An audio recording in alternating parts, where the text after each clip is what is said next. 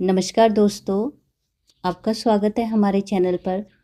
कहानियों की श्रृंखला को आगे बढ़ाते हैं और आज सुनते हैं ममता कालिया जी की लिखी हुई कहानी कामयाब। तो चलिए चलते हैं कहानी की ओर। हमारा घर उनके घर से सटा हुआ था। दोनों घरों के बीच दीवार थी जिसमें कोई खिड़की नहीं थी। काफ़ी दिन सियासत में पापड़ बेल कर अब वे विधान परिषद के सदस्य बन गए थे। उनका एक पैर लखनऊ और एक इलाहाबाद रहता। दोस्ताना तबीयत पाई थी। अगर एक दिन को भी घर आते तो हमसे ज़रूर मिलते। कई बार ऐसा भी हुआ कि दोपहर में हमारे ही घर पर एक लंबी झपकी मारकर आराम कर लिया। दरअसल उनके ऊपर लखनऊ की बेगम कुछ इस तरह से मेहरबान थी कि हाफिज़ भाई की अपनी बेगम हर दम तिनतिनाई रहती। बेगम लखनपुर ने पैसा खर्च कर उन्हें लखनपुर से विधायक बनवा दिया। हाफिज़ भाई लखनपुर खास से एक छोटा सा रिसाला आवाज़ निकालते थे, जिसकी बिना पर उन्हें पत्रकार मान लिया गया। बेगम लखनपुर जानती थी कि दो चार नेता जेब में रखकर ही वे नाम कमा सकती हैं। उनके शौहर नवाब लखनपुर लंबे अरसे से बाईं तरफ के फालिस की चपेट में थे। वे अपने कमरे में पड़े रहते या सुबह के वक्त पहिया कुर्सी में अपने बगीचे की सैर करते दिखाई देते। उनके शरीर का दायां हिस्सा ठीक था, पर वे दिन भर में अपने दाएं पांव और हाथ पर जोर डालकर उस हिस्से को भी थका डालते। मालिश वाला दिन में 2 बार आकर उनकी मालिश कर जाता, लेकिन उनके अंग अंग में हर वक्त दर्द रहता। बेगम लखनपुर शौकीन महिला थी। उन्हें किस्से, कहानियाँ, लतीफ़े और पुराने गाने सुनने का शौक़ था। हाफिज़ भाई ने उनकी यह नब्ज पकड़ रखी थी। आलम यह था कि अगर बेगम लखनपुर को रात में नींद ना आती तो वे फ़ौरन हुक्म करती, हाफिज़ साहब को बुलाया जाए। नवाब बिस्तर पर लेटे लेटे कान खड़े कर लेते। उन्हें नींद बहुत कम आती, और जब आती तो नींद से ज़्यादा खर्राटे आते। जैसे ही खर्राटे टूटते उनकी नींद भी खुल जाती। उन्हें घर में मेहमानों का या बाहरी आदमियों का आना पसंद नहीं था, पर हाफिज़ भाई के आने पर वे नहीं भड़कते। हाफिज़ थे भी तो बड़े व्यवहार कुशल। सबसे पहले वे नवाब साहब के पास बैठकर उनकी खैरियत पूछते, फिर मोहब्बत से कहते, नवाब साहब क्या लीजिएगा, पान डली या सिगरेट। हाफिज़ के पास चांदी की डिब्बी में मगही पान के बीड़े जोड़े में लगे होते और जेब में 120 नंबर का जर्दा। जोड़ा पान मुंह में रखते ही नवाब साहब की तबीयत मस्त हो जाती। इसके बाद दीवान खाने में हाफिज़ बेगम लखनपुर के लिए किस्सों की पिटारी खोल कर बैठ जाते। बेगम लखनपुर हंसते हंसते लोटपोट हो जाती। कई बार के सुने हुए किस्से भी वे उस दिन शिद्दत से सुनती। आखिरकार हाफिज़ की आंखें झपकने लगती। वे उठ जाते। चलते हैं बेगम साहिबा, शबा खैर। हमने भी हाफिज़ भाई से बेशुमार लतीफ़े सुन रखे थे। सुनाते वक्त वे खुद भी अपनी बात का खूब लुत्फ़ उठाते। उनकी बुलंद आवाज़ में मामूली बातें भी गैर मामूली लगती। शाम के वक्त कभी कभी वे हमारे घर में विस्की के 1-2 पैक भी ले लेते। ऐसे दिन में वे अपने किस्सों में खुद को सहसवार बना लेते। वे भूल जाते कि एक बार पहले भी यह किस्सा दूसरी तरह से सुना चुके हैं। इंदिरा गांधी को लोकनाथ की जलेबी पसंद थी। यह किस्सा वे एक बार फिर शुरू कर देते, जिसका अंत इस तरह होता। और आप यकीन करेंगे, मैंने सुबह 8 बजे अपने लोकनाथ भैरव जलेबी वाले को 7 रेस कोर्स रोड पहुंचा दिया, कढ़ाई, पौनी, कनस्तर समेत। मैडम बहुत चक्की रह गई। उन्होंने कहा, हाफिज़ भाई आपका भी जवाब नहीं। ऐसे ही किसी लम्हे में उनके घर से बुलावा आ जाता, उनका मूड उखड़ जाता। वे झुंझलाकर अपने होठों से हटाकर सिगरेट कुचल देते। वे कहते, पता नहीं क्यों बेगम के सामने जाकर मेरी सारी शराब पानी बन जाती है। हाफिज़ की बेगम उनका विलोम थी। कहने को तहमीना हमारी पड़ोसिन थी, उनसे हमारा मिलना जुलना नहीं के बराबर था। उनका ज़्यादा वक्त अपनी बेटियों की या अपने रक्तचाप की देखभाल करने में रहता। बगल की धोबी गली में उनकी बहन सईदा रहती थी। खाली वक्त वे वहाँ काटती। हम इस मोहल्ले में नए आए थे। अल्पसंख्यकों से भरी इस बस्ती में हमारा ज़्यादा जोर इस बात पर था कि हम सबको ये बता दें कि हम छाप तिलक वाले हिंदू नहीं हैं और हमारा सबसे पसंदीदा शायर गालिब है, तो सबसे अजीज गायक मोहम्मद रफ़ी और तलत महमूद। दिलीप और मीना कुमारी हमारे दिलों पर राज करते रहे हैं और इन दिनों हम कुरान पाक का हिंदी तर्जुमा पढ़ रहे हैं। हाफिज हमसे कहते, अम्मा तुम कट्टर नहीं हो, यह साबित करने में अपनी जान क्यों हल्कान करते हो? यह क्यों नहीं साबित करते कि तुम भी हम जैसे इंसान हो? हम उनकी बातों के कायल हो जाते। इधर जब से मुल्क में आतंकवाद बढ़ा, हर विधायक को एक एक अंगरक्षक मिल गया था। उसका काम था परछाई की तरह विधायक के पीछे पीछे रहना। हाफिज को भी शैडो मिला। जब वो इलाहाबाद आते, शैडो उनके साथ आता। सुबह के वक्त हाफिज अपनी भारी भरकम आवाज में पुकारते, शैडो भाई अंदर जाकर देखो, चाय बन गई हो तो हमें भी ला दो और खुद भी पी लो। सभी विधायक अपने शैडो से खाना भी बनवाते। हाफिज कहते, अरे ये पंडित हमें दाल भात के सिवा क्या पका कर खिलाएगा? खाना तो हम अपनी बेगम के हाथ का ही खाएंगे। उनकी प्यारी बेगम तहमीना के माथे की त्योरियां इस बात से ज़रा भी सीधी न होती। वह बावर्ची खाने में पसीना पोंछती हुई बड़बड़ाती, मुफ्त की नानबाई मिली हुई है इन्हें, खुद दुनिया जहान में घूमे, हमें बेटियों की आया बनाकर डाल दिया है। उनके घर में पैसों की खींचतान नहीं थी। अक्सर तहमीना रानी मंडी के सुनारों की दुकानों पर दिख जाती। अगर कभी हमारी नज़र पड़ जाती, वे फ़ौरन कहती, दो बेटियां ब्याहनी हैं, इनके लिए तो 2 टोकरी जेवर भी कम पड़ेंगे। हाफिज 2-1 दिन से ज़्यादा घर में न टिकते। जाते हुए हमसे कहते, घर के बिस्तर पर नींद नहीं आती।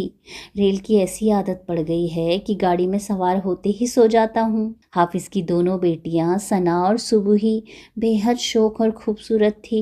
सना इतनी गोरी थी कि उसके माथे की नीली नस हमेशा झलक मारती रहती। सुबुही भी आकर्षक थी, लेकिन कुछ कम गोरी। सना चुप थी और सुबुही बातूनी। वह कहती, पापा मम्मी, सना आपा की चाहे जितनी तारीफ करते रहें, दुनिया की दौड़ में अव्वल तो मैं ही आऊँगी। उसकी इस तेजी का थोड़ा अंदाज हमें भी था, क्योंकि वह अपने दोस्तों से बातचीत अपने घर के फ़ोन से न कर हमारे घर के फ़ोन से करती। उसने मुझसे कहा, आंटी अगर पूनम का फ़ोन आए तो मुझे ज़रूर बुला दीजिएगा, बस छत पर से आवाज़ दे दीजिए, मैं फ़ौरन आ जाऊँगी। कुछ दिनों की बातचीत सुनने के बाद मुझे एहसास हुआ कि जिसे वह पूनम का फ़ोन कॉल बताती थी, दरअसल वह पूनम के भाई का फ़ोन कॉल था। पूनम फ़ोन मिलाकर अपनी आवाज़ मुझे सुनाकर फ़ोन अपने भाई क्षितिज को दे देती। मेरा ख्याल था हमें यह राज सुबुही के माँ बाप को बता देना चाहिए। कुल 10वीं में पढ़ने वाली बच्ची अपना भला बुरा कैसे पहचान सकती है? लेकिन राजेश ने मुझे बरस दिया, दूसरों की ज़िंदगी में झांकना गलत काम है। 16 साल की लड़की अपना भला बुरा समझ सकती है, फिर हम पर भरोसा करती है जो टूट जाएगा। राजेश का तर्क था और मन ही मन मैं कसमसा कर रह गई थी। अपनी तरफ से बस इतना किया कि कई बार जब पूनम का फ़ोन आया तो झूठी कह दिया, मैं भी नहा रही हूँ या बाज़ार जा रही हूँ। घर से दूर और अलग रहते रहते हाफिज आज़ाद परिंदे हो गए थे। वे बाहर खूब खुश रहते। उन्हें दारुल शफा में एक फ्लैट मिला हुआ था।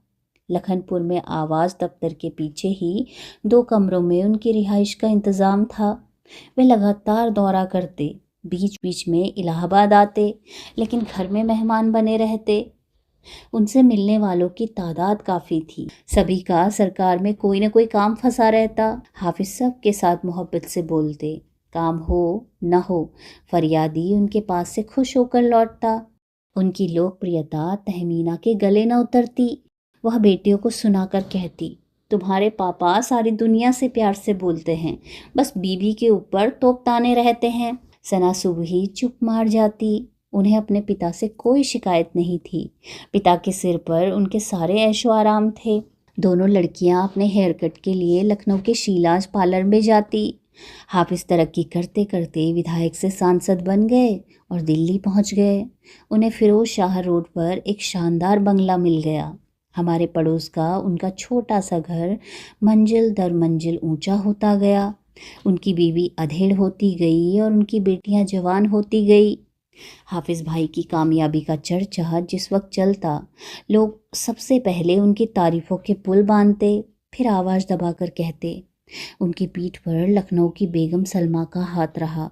उन्हीं की बदौलत उनका यह टूटा फूटा खपरेला मकान आज 3 मंजिला इमारत बन गया।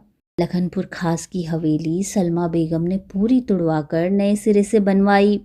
हाफिज भाई ने रातों रात ट्रकों में भरवाकर सारा संगमरमर, फर्नीचर, यहाँ तक कि बाथरूम के हौज और टंकियाँ भी रानी मंडी पहुँचवा दी। अंदर किसी को जाने की इजाज़त नहीं है, पर सुना है कि उनका मकान एकदम महल बन गया है। जितना यह सच था उतना यह भी सच था कि इस महल में रानी और 2 राजकुमारियां कैद में पड़ी बुलबुलें थी। तहमीना का अपनी बड़ी बहन सईदा के घर उठना बैठना था। सईदा के शौहर की 3 साल पहले तपेदिक से मौत हो चुकी थी। उसके दोनों बेटे मिलकर धोबी गली में ही पतंगे बेचने का काम करते। इस काम में कमाई खास तो नहीं थी, पर उनका दिल लगा रहता। सईदा को वहम था कि ज़्यादा मेहनत वाले कामों में फंसकर कहीं नदीम और फ़हीम अपने बाप की तरह तपेदिक के मरीज न हो जाएं। नदीम और फ़हीम अपने हाल पर खुश थे। मोहल्ले के लड़के उन्हें छोटे मियाँ बड़े मियाँ कहकर इज़्ज़त बख्शते और सलाम भी करते। शाम के वक्त वे अपनी दुकान पर कैरम के जवाबी मैच करवाते। मोहल्ले की लड़कियों की जासूसी करना, लखन पान वाले के अड्डे पर खड़े रहना और नए लड़कों को पतंग के दाव पेच समझाना उनके अहम काम थे। उनकी पढ़ाई 9वीं क्लास से आगे नहीं बढ़ पाई थी, क्योंकि तभी प्रदेश भर में नकल विरोधी अध्यादेश जारी हो गया था।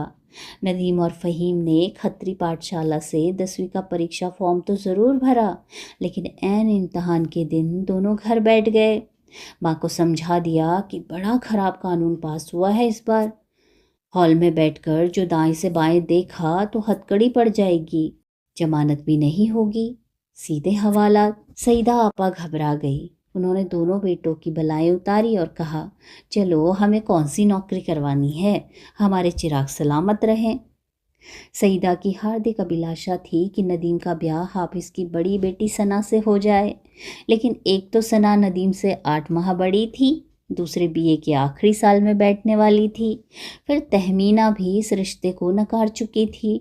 उसका ख्याल था कि सना का रिश्ता किसी शाही खानदान में होगा। सना इस बार हमारे घर आई तो तिनतिना रही थी। उसने कहा, आंटी, नदीम भाई ने हमारे ऊपर फतवा जारी किया है कि हम खुले मुंह यूनिवर्सिटी नहीं जा सकती। उनके हिसाब से हमारा हिजाब पहनना ज़रूरी है।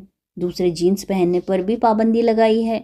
आप ही बताइए आंटी, आज के ज़माने में क्या इस दकियानूसी हिदायतों का क्या मतलब है? मैंने अम्मी से कह दिया, जीन्स इतने मोटे कपड़े की होती है कि आराम से निकल जाते हैं। सबसे बड़ी बात ये कि पाबंदियाँ लगाने वाले नदीम भाई आखिर होते कौन हैं? तुम्हारे रिश्तेदार हैं और तुम्हारी अम्मी इस रिश्ते को निभाती भी तो हैं। तो फिर अम्मी पर लगाए ना पाबंदी। पापा ने हमें कभी नहीं रोका।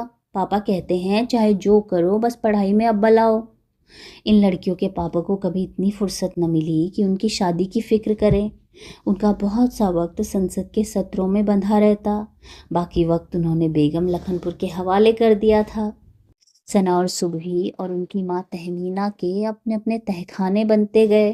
पहले मुहर्रम और चहलुम पर ये माँ बेटियाँ खाली वक्त में मरसिए और नौहों का रियाज किया करती थी।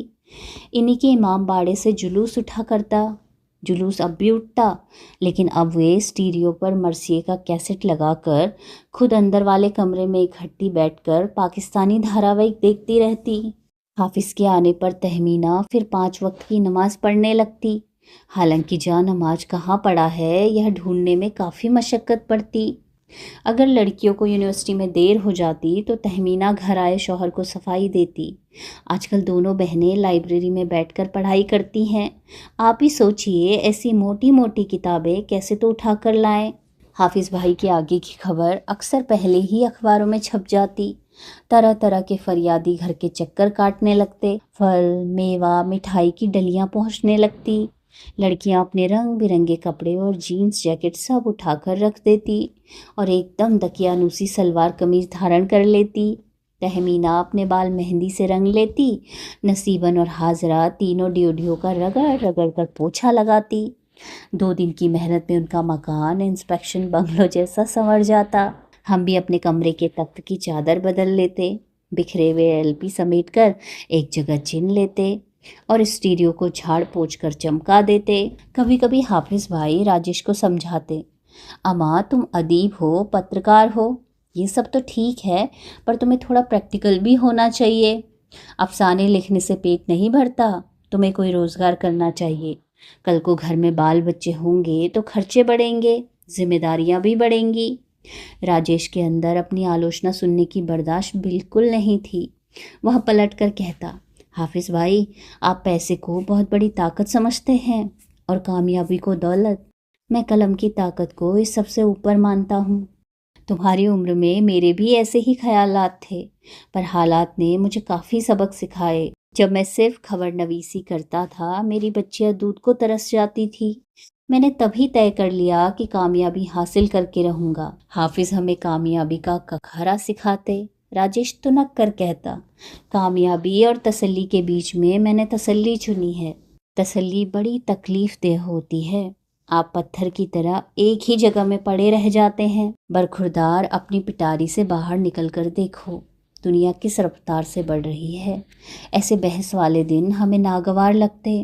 حافظ اپنے آپ کو بے حد کامیاب انسان مانتے۔ ان کی نصیحت پر تہمینہ نے یہ ٹوٹکا اپنا رکھا تھا کہ جب بھی وہ گھر آتے، وہ تیل کا بھرا چوڑا کٹورا ان کے سامنے پیش کرتی۔ وہ تیل کے کٹورے میں جھانک کر اپنا چہرہ نہارتے اور آنکھ بند کر ایک دعا بدبداتے۔ اس کے بعد کٹورے کا تیل کسی فقیر کو دے دیا جاتا۔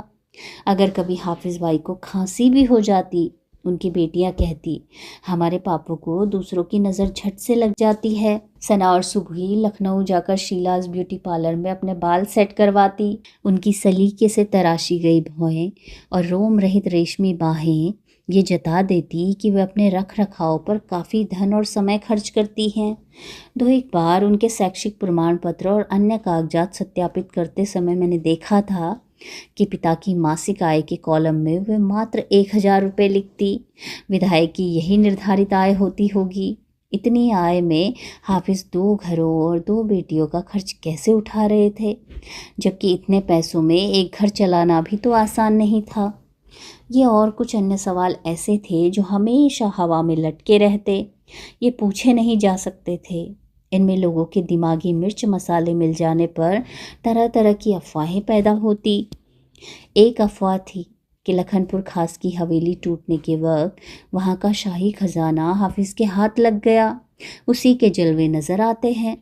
دوسری افواہ تھی کہ حافظ کی بیگم تہمینہ کی ماں نے اپنے گانے بجانے کی تمام کمائی اشرفیوں کی شکل میں اپنی دونوں بیٹیوں کو بانٹ دی، اسی کی برکت دکھائی دے رہی ہے۔ رانی منڈی کی خاصیت یہ تھی کہ وہاں مکان اور پریوار کے ساتھ کوئی نہ کوئی پرانا قصہ نتھی تھا۔ یہاں کے باشندے اپنے باپ دادا کی شان بان کے قصوں کے سہارے اپنی موجودہ بدحالی کاٹ لیتے۔ بہتوں کو یہاں نواب کہہ کر پکارا جاتا، جبکہ اس گلی میں کوئی نواب پرچون کی دکان چلاتا تو کوئی چائے بسکٹ کی۔ اچھے بھلے ہم یہاں رہ رہے تھے کہ ایک دن ہمیں خبر ملی کہ ہمارے مکان کا مالک بدل گیا ہے۔ ہمارے موجودہ مکان مالک نے یہ مکان میں کرایہ دار اپنے ایک دتک پتر اوم پرکاش کے نام کر دیا۔ انہوں نے اپنے بیوی بچوں کو اپیکشت کر یہ وصیت کر ڈالی، کیونکہ ان کی بیماری میں بیوی بچے ان کے کام نہیں آئے، جبکہ اوم پرکاش انہیں ہر پل حاضر ملا۔ وصیت کے چند مہینوں بعد ہی مکان مالک کی موت ہو گئی۔ اگلے ہی ہفتے اوم پرکاش نے ہمیں مکان خالی کرنے کا نوٹس دے ڈالا۔ اچھا نہیں لگا۔ ہم نے طے کر لیا کہ ہم یہاں نہیں رہیں گے۔ کچھ ہی دنوں کی دوڑ دھوپ سے شہر کی گھچ پچ سے ہٹ کر ایک بہتر مکان ہمیں مل گیا تھا۔ یہ گھر بڑا اور ہوادار تھا۔ سامنے پبلک پارک تھا اور پیچھے گنگا کا کچھار۔ بازار کچھ فاصلے پر تھا، پر پھیری والے اور ٹھیلے والے دن بھر گزرتے۔ کچھ ایک عادت ہماری ایسی تھی جو ہمیں پرانے گھر کی یاد دلا دیتی۔ نئے بازار میں ملنے والے مسالے ہمارے منہ نہیں لگ رہے تھے۔ ہمیں اپنے پرانے بازار کا گرم مسالہ اور پسا جیرا وہ یاد آ جاتا۔ کبھی وہاں کے پاپڑ اور بڑی کی ہڑک اٹھتی۔ ہم طے کرتے ایک دن چوک جا کر یہ سب لایا جائے۔ ایسے ہی ایک دن جب ہم چوک میں خریداری کر رہے تھے، ہمارا من ہوا حافظ بھائی کے یہاں چلا جائے۔ اپنا پرانا گھر دیکھنے کی بھی للک تھی۔ راجیش بولے، آج کل سنسد کا ستر نہیں ہے، ہو سکتا ہے حافظ بھائی آئے ہوئے ہوں۔ میری مکھ مدرا تاڑ کر انہوں نے جوڑا، نہیں ہوئے تو بس دعا سلام کر کھسک لیں گے۔ ہم بڑے چاؤ سے اپنے محلے کی طرف مڑے۔ نکڑ کے پان والے لکھن کے یہاں ہی ہمیں نواب دکھ پڑے۔ وہ پان کی گلوریاں اپنے ڈبے میں سجا رہے تھے۔ آج کیسے راستہ بھول پڑے؟ انہوں نے کہا۔ کئی بار سوچا آنا ہی نہیں ہوتا۔ سب خیریت تو ہے نا؟ مت پوچھیے، آپ کا مکان تو بجلی گھر والے کباڑی نے خرید لیا، آج کل اسے پورا گروا کر وہاں مارکیٹ بنوا رہا ہے۔ ہمارا جی دھک سے رہ گیا۔ پتہ نہیں کیوں ہم سوچ رہے تھے وہ ویسا کا ویسا ہمیں ملے گا، بس اس کے چھجے پر کسی اور کے کپڑے سوکھتے ہوں گے۔ اس کا مطلب یہ ہوا کہ ہمارے خالی کرتے ہی ہمارے مکان مالک کے دتک پتر نے اسے ہاتھوں ہاتھ بیچ ڈالا۔ من اکھڑ گیا، سوچا واپس چلے جائیں، لیکن نواب ہمیں اصرار کے ساتھ گلی میں لے آئے۔ حافظ بھائی بھی آئے ہوئے ہیں آج کل، ان سے تو ملتے جائیے۔ جہاں ہمارا گھر تھا وہاں مشینوں سے بہت گہرا گڈھا بنایا ہوا تھا، گلی میں چاروں طرف ملبہ اور گندگی دکھ رہی تھی۔ حافظ بھائی کی ڈیوٹی پر ایک سرکشا کرمی کاربائن لیے تعینات تھا۔ ہم اندر گھسنے لگے تھے کہ اس نے روکا، ساتھ کا سامان اپنے پاس سے ریک پر رکھوایا، تب آگے بڑھنے کا اشارہ کیا۔ اگلی ڈیوٹی میں وہی شیڈو کھڑا ملا، اس نے ہمیں پہچان کر نمستے کی اور کمرے کے دوار تک لے آیا۔ حافظ 3-4 آگنتکوں سے گھرے ہوئے تھے، دن کے وقت بھی کمرے میں 3 ٹیوب لائٹ جل رہی تھی۔ اتنے روشن کمرے میں حافظ بھائی بجھے ہوئے لگ رہے تھے۔ آئیے بھابھی، آئیے راجیش بھائی کہہ کر انہوں نے استقبال تو کیا، لیکن ان کے چہرے پر چمک نہیں آئی۔ آگنتکوں سے وہ گردن کی حرکت سے بتیاتے رہے۔ ان کے چلے جانے تک ہمارا بھی ارادہ اٹھنے کا ہی ہو گیا تھا۔ میں نے کہا، میں ذرا اندر جا کر بہن جی اور بچوں سے مل لوں۔ حافظ نے جلد بازی میں کہا، لڑکیاں تو ممبئی چلی گئی ہیں پڑھائی کرنے، اور بیگم سعیدہ آپا کے یہاں گئی ہے۔ ارے ثنا صبحی دونوں چلی گئی؟ کون سا کورس پڑھ رہی ہیں وہاں؟ ہمیں کہاں یاد رہتا ہے، اتنے مسئلے یاد رکھنے پڑتے ہیں، آپ بتائیے کیسے آنا ہوا؟ حافظ بھائی نے تھوڑی ادھیرتا دکھائی۔ کچھ نہیں، بس یہاں سے گزر رہے تھے، آپ کا خیال آ گیا۔ بتائیے صاحب، 2 سال میں آپ کو ایک بار بھی ہمارا دھیان نہیں آیا، اور آج آپ چلے آ رہے ہیں کہ ہمارا خیال آ گیا۔ اب تک راجیش بھی تھوڑے کھچ گئے، میں بھی حیران ہوں کہ مجھے کیسے خیال آیا۔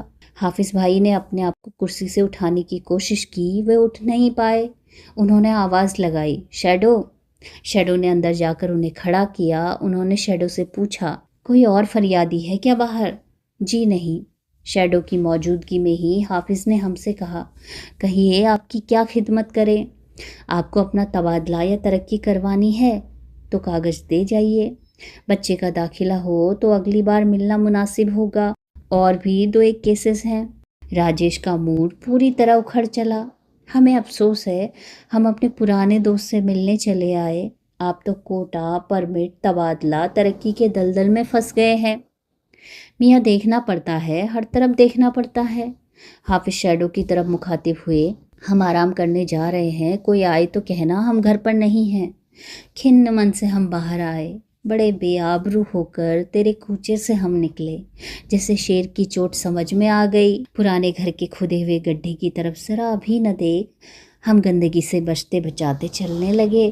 دھرمشالہ کے سامنے والے گھر سے نواب صاحب کی آواز آئی، ہمارے غریب خانے کو بھی روشن کرے بھائی جان۔ ہم ٹھٹک گئے۔ نواب بڑے اصرار سے ہمیں اندر لے گئے۔ شرارہ کرتی کے اوپر شوق سرخ دوپٹہ اوڑھے ان کی بیگم بارہ نے ہمیں آداب کیا اور چائے بنانے چلی گئی۔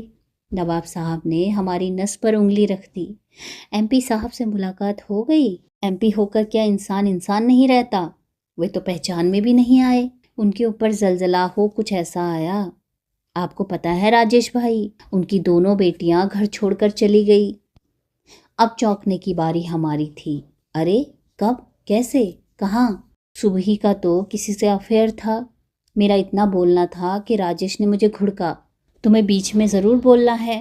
نواب صاحب بڑی حیرانی کی بات ہے، اتنے پہرے کے بیچ سے لڑکیاں چلی گئی۔ حافظ بھائی کہہ رہے تھے وہ پڑھائی کرنے ممبئی گئی ہیں۔ ارے کیا کہیں، ان کی عزت کا تقاضا ہے، چپ رہیں۔ انہوں نے پولیس میں رپورٹ تک نہیں لکھوائی۔ تبھی بارہ چائے کی ٹرے لے کر آ گئی، ساتھ میں بھی مٹھائی اور نمکین تھا۔ بارہ نے کہا، ثنا تو سنجیدہ لگتی تھی، صبح کے رنگ ڈھنگ عجیب تھے۔ میں نے تو ایک بار تہمینہ آپا سے کہا بھی تھا، پر وہ الٹے مجھ پر ہی بگڑنے لگی۔